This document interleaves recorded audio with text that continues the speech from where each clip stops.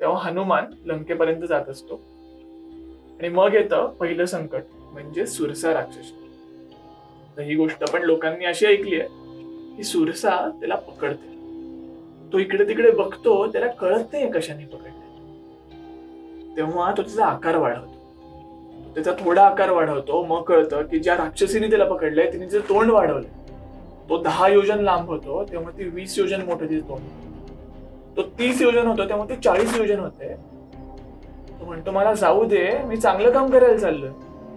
तेव्हा ती राक्षसी त्याला म्हणते की मला ब्रह्मदेवाने शाप दिलेला आहे ना, कोणीही जात असेल ना मी त्याला सोडत नाही, तो माझ्या पोटातच जातो, म्हणून इकडनं कोणी जात.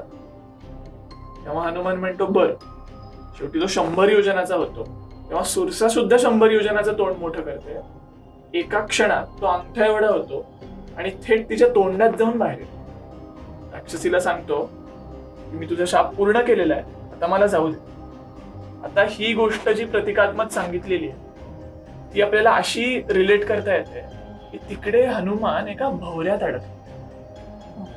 जसा जसा तो आकार वाढवतोय म्हणजे तो शक्ती जास्ती लावतोय, पण ती शक्ती त्या भवऱ्यासमोर काहीच नाही.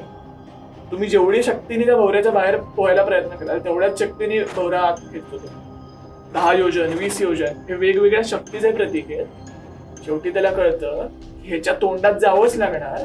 तो भवऱ्याच्या थेट केंद्रबिंदूकडे जातो, सगळी शक्ती सोडून देतो, अंग सोडून देतो की भवरा आत खेचतो त्याला.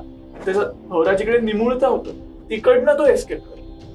टीव्हीवर पण दाखवतात की तो पोटात जातो आणि पोट फोडून बाहेर येतो. म्हणजे ही कन्सेप्ट भवऱ्याच्या आतनं तो बाहेर येतो. आणि हे एक स्टँडर्ड इन्स्ट्रक्शन मध्ये दिलेलं आहे आपल्याला की तुम्ही कधी समुद्रात किंवा नदीत सुद्धा भवऱ्यात अडकले ताकद नाही लावायची, कारण तुम्ही जेवढी ताकद लावाल तेवढे तुम्ही फिरत राहा.